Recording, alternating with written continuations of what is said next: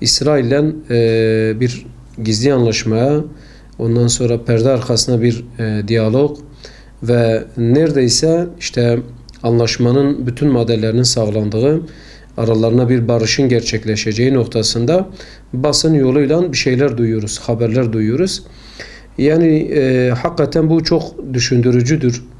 5-6 yıldır Türk hükümeti bütün şartlarında diretmişken ve bu diretmişliğinden dolayı da ümmet arasında belki bir tebrik ve takdir kazanmışken bugün neden İsrail'e mecbur kalmış ya da neden İsrail'le bir anlaşma içerisine, bir barış içerisine girmektedir?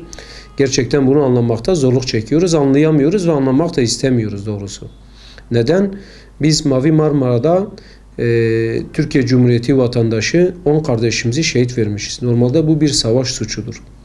Halen de kimileri yani normal fiziki sağlıklarına kavuşamamışlardır. Psikolojileri bozuktur.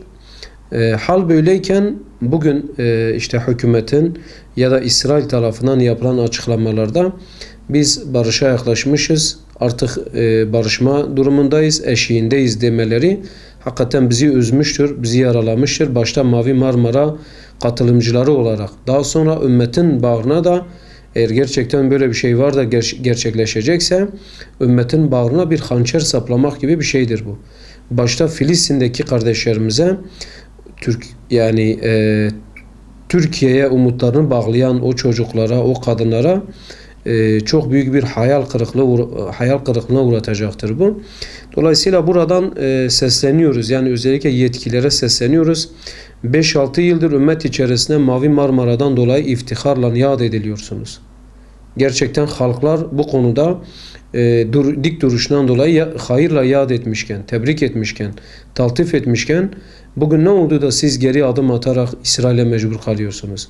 Oysa ki bugün Türkiye'nin Orta Doğu'da yani politik olarak, siyasi olarak, ekonomik olarak hiç kimseye bir ihtiyacı yokken bugün bunu anlamakta zorluk çekiyoruz.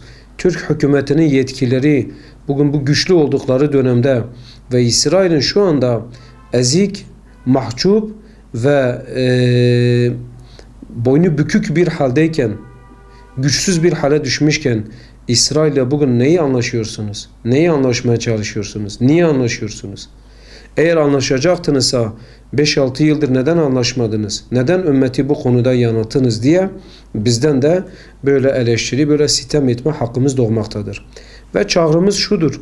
Sakın ve sakın İsrail'le kesinlikle anlaşmaya varmasınlar. Fakat bugün eğer yetkililer geri adım atar, bunca ilerleme sağlanmışken, bu kadar yol alınmışken bir pişmanlık gibi bir haleti ruhiye girseler ya da barışmak gibi bir duruma, bir pozisyona düşseler bu ümmeti yaralayacaktır ve bu yetkililerin yakalarında hem bizim Mavi Marmara katılımcılarının hem şehitlerin ve hem de Filistin halkının yani mahşer-i kübrada, mahkeme-i kübrada ellerimiz onların yakalarındadır. Bunu neye binaen yapıyorlar? Kimin hukukuna dayanarak, kiminle istişare ederek böyle bir şey girişiyorlar?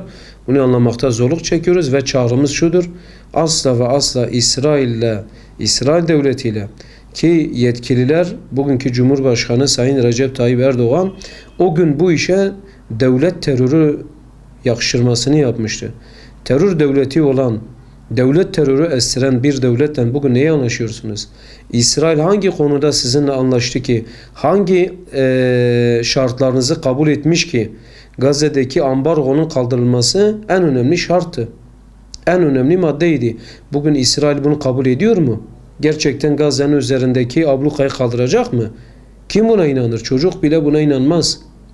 Ve İsrail asla ve asla Filistin'deki kardeşlerimizi, Müslümanları ve özellikle Gazze'deki Hamas yönetiminden kurulmuş olan Gazze yönetimini asla tanımayacak ve asla onlarla kesinlikle bir sulha girme, ondan sonra onların üzerindeki ambargoyu kaldırma gibi bir şey yapmaz. Biz bunu çok iyi biliyoruz. Rabbimiz kitabına İsrail oğullarının alçaklıklarını bir bir önümüze koymuştur.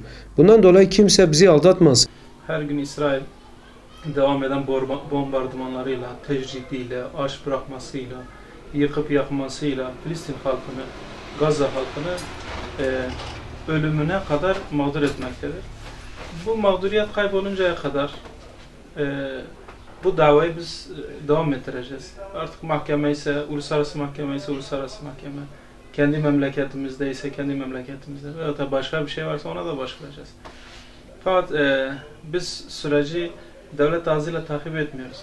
Etmek de istemiyoruz. Eğer zaten başımıza bu gelen olayda kendileri bu hamili yapmış olsaydı uluslararası kara sularında yapıldığı zaman ona göre tedbirli de alırdı. Sivil halka saldırıldığı zaman ona göre halkını savunurdu veya da vatandaşını bir şekilde korurdu diye düşünüyorum. Devlet onunla anlaşır mı? Anlaşma zaten bir sürü anlaşma var. Aralarında uzun süreli ticari anlaşmalar var. Bu konuda hiçbir zaman iptal söz konusu olmamıştı. Hükümet düzeyinde, şahıslar düzeyinde ciddi yaptırımlar var fakat beklenen gibi değil sanki.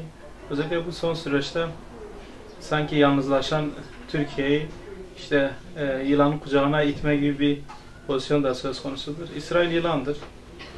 Türkiye denize düşmüşse o yılana sarılmaması lazım. Bu şartlar içerisinde yüzmeyi öğrenmesi lazım. Ve o yılandan uzaklaşması lazım. Çünkü o yılanın hem sokacağını ve hem de tutup onun denizin en dibine sürükleyeceğini bilmesi lazım. Mavi Marmara davası olarak da bütün kardeşlerimiz olarak da biz asla İsrail'i bu şartlarda hem zaten kabul etmemişiz. Onun hiçbir şekilde hukuki süreç işlese de, tazminat ödense de kendi cihetimizde, abluka kaldırılsa da biz İsrail'e asla razı olmayız.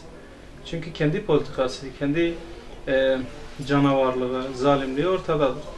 Ve fırsat buldukça hala sivil halka Filistin'de hunharca katliamlar yaparak saldırmaktadır. Biz bunu kabul edemeyiz. O kardeşlerimiz orada ezildiği müddetçe biz İsrail'in halkıyla beraber, devletiyle beraber kabul etmeyeceğiz. Ve gereken tepki neyse onu göstermeye de devam edeceğiz. Öyle bize hamilik yapacak, şöyle yapacak, böyle yapacak, bizim öyle bir umudumuz yoktur. Fakat biz kendi mücadelemizi devam ettireceğiz. Yarın ne olur? Yarın olacak neyse de bizim tavrımız inşallah değişmeyecektir. Kanımız akmış. Kardeşlerimiz şehit edilmiş. Hala oradaki kardeşlerimiz şehit edilmektedir. Biz bunu kabul etmeyeceğiz. Biz halk olarak, Müslümanlar olarak Filistin davasını çocuklarımızın, ailelerimizin, iş yerimizin, toplumumuzun gündemine oturtmak zorundayız. Yoksa temennilerle biz bir yere varamıyoruz. Varamadık. Mesela Mavi Marmara davası çok açık bir dava olmasına rağmen medet umduğumuz işte Türkiye Cumhuriyeti bugün istediğimiz hiçbir şey yapmamıştır. Böyle olunca işte onlarla ilişkileri nasıl olacak, şöyle böyle artık bu kaygıyı taşımaktan çok kendi ayaklarımızın üzerine durmayı da öğrenmemiz lazım.